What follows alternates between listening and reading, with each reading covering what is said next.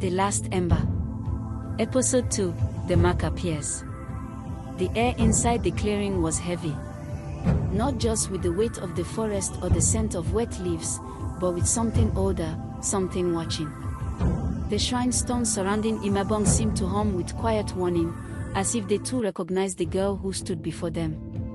Yukim was frozen in place, her eyes locked onto the frail, still figure of the old woman sitting before the flickering fire. "You've come late, but not too late," Imabong said again. Her voice was soft, but every syllable struck Yukim like a bell in her chest. It was the voice she had heard in dreams since she was a child. The voice that whispered in Ebabio from flames that didn't burn. I don't understand," Yukim stammered. "Who are you?" "I am the past," Imabong answered, turning her face slightly to reveal her white, clouded eyes. "And you are the Last Ember." Yukim stepped back instinctively, brushing against a low tree branch that cracked in protest. A sudden gust of wind spiraled through the trees, scattering the fireflies like ash. The flames in the shrine shivered. "I think there's a mistake," she said, her voice shaking. "I'm just a girl. I'm no one. My parents died when I was 6. I don't even know where I'm from." Imabong raised a bony finger and pointed it directly at Yukim's heart. "But your blood remembers." That night, Yukim couldn't sleep. Imabong had said little more, only that the Ember of Nkot had chosen her, and that her presence had awakened things buried long ago. By the fire, Yukim examined her chest in the dim glow of a lantern. There it was again, faint, glowing through her skin, the tree wrapped in fire, the same one from her dream. It pulsed like a heartbeat.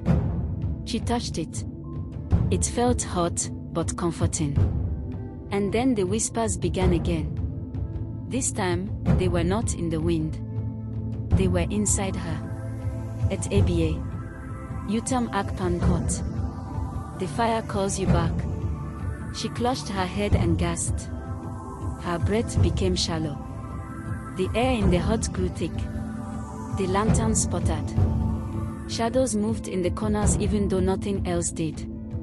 And then, silence. She passed out. In her dream, Yukim stood on blackened earth. Around her, trees burned silently. A river ran backward. The sky was cracked open like an egg, dripping blood-red light. She turned slowly. There, across the field of ash, stood a tall man with no face, his body wrapped in tattered white cloth. Behind him, dozens of other faceless figures floated like mist, eyes glowing red, mouths sewn shut. The faceless man raised a finger and pointed directly at Yukim's chest. She looked down. The ember mark was glowing brighter and burning. She screamed. She woke up gasping, drenched in sweat, the ember still glowing beneath her skin. Imabong sat beside her silently, crushing dried leaves in a clay bowl. "They are watching you now," she said calmly. "The ones who serve the darkness. They have seen your light, and they will come for you." "I don't want any of this," Yukim whispered. "I just want to go back home." "There is no home to go back to," Imabong replied coldly. "Not for you. Not anymore. The girl who left you died the moment she stepped into this forest." Yukim turned away, her heart thudding like a drum in her ears. By dawn, she stood at the edge of the clearing, staring into the trees. "I have to know the truth," she said aloud, though no one was there. "I have to know who I really am." She felt the ember glow again, warmer this time, like approval. She stepped into the trees. Hours passed. The forest changed around her. Bird song stopped. The trees grew darker, twisted. Roots jutted from the ground like claws. The deeper she went, the colder it became. And then, she heard breathing. Not hers. Something moved behind a tree. A figure. "Hello." She called out, her voice trembling. Silence. She turned. And came face to face with a girl.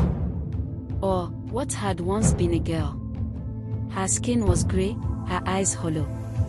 Her head tilted like it was broken. She opened her mouth, but no sound came. Just a black cloud that slithered forward like smoke with teeth. Yukim screamed and ran, the mark on her chest glowing furiously, lighting the forest as she ran.